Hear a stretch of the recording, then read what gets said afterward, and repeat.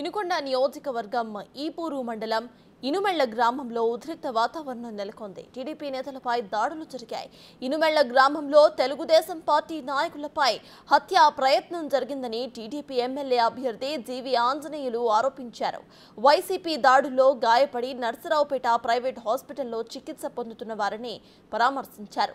తన నామినేషన్ కార్యక్రమానికి భారీ సంఖ్యలో జనం రావడాన్ని చూసి ఓర్వలేక దాడులకు పాల్పడ్డారని ఆరోపించారాయన. ప్రజాస్పందన చూసి ఓర్చుకోలేకే బొల్లా బ్రహ్మానాయుడు టీడీపీ నాయకులను భయభ్రాంతులకు గురిచేస్తున్నారని అన్నారు.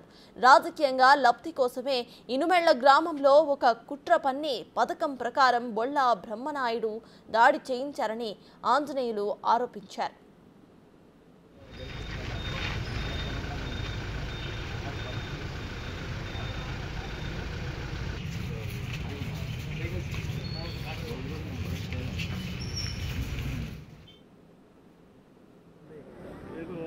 ఈరోజు 12 సర్వేల్లో ఏ సర్వే చూసినా 155 సీట్లు 145 నుండి 160 సీట్లు దాకా మరి ఎన్డీఏకి వస్తే చంద్రబాబు గారే ముఖ్యమంత్రి అవుతున్నారని చెప్తున్నారు.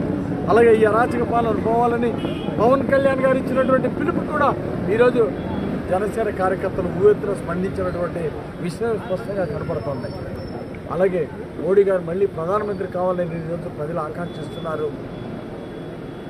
అలాగే వరకపూడిసెల ప్రాజెక్టు మేము ఏదైతే కమిట్మెంట్ ఇచ్చామో ఖచ్చితంగా చంద్రబాబు గారి సారథ్యంలో వరకపూడిసెల ప్రాజెక్టు పూర్తి చేస్తాం. గోదావరి పెన్నా నదుల అనుసంధానం పూర్తి చేసి సాగర్ కుడికాల దగ్గర నకరికల్లు దగ్గర గోదావరి నది నీళ్లు సాగర్ కుడికాలలో కలుపుతాం.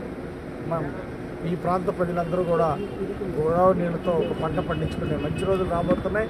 సాగర్ జలాలతో రెండు పంటలు పండించుకునే మంచి రోజులు రాబోతున్నాయి. ప్రజలు ఎదురు చూస్తున్నారు. అలాగే సమర్థవంతమైనటువంటి పరిపాలన వచ్చినటువంటి 2 నెలల్లో పల్నాడు జిల్లాలో వినుకొండ ప్రాంతంలో ఎక్కడ గంజాయి అనేది కనపడకుండా చేస్తాం. 2 నెలల్లో రౌడీజం గూండాయిజం లేకుండా ప్రశాంతమైనటువంటి జీవితం ఇస్తాం ప్రజలకి. గ్రామాల్లో కూడా ఎక్కడ ముఠా గొడవలు లేకుండా అణిచివేస్తాం. రౌడీజాన్ని అణిచివేస్తాం, ప్రజలకు అందిస్తాం. అలాగే తాగునీరు చాలా అవసరం.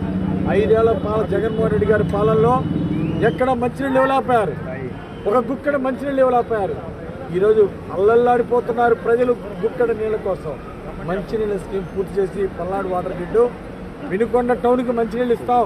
ప్రతి ఇంటికి ప్రభుత్వ ఖర్చులతో మంచినీళ్ళు కుళాయి బిగిస్తాం. మంచినీళ్ళు ప్రతిరోజు మంచినీళ్ళు ఇస్తాం. శాశ్వత మంచినీటి పథకం పూర్తి చేయడమే నాకున్న జీవిత లక్ష్యాల్లో ఒకటి.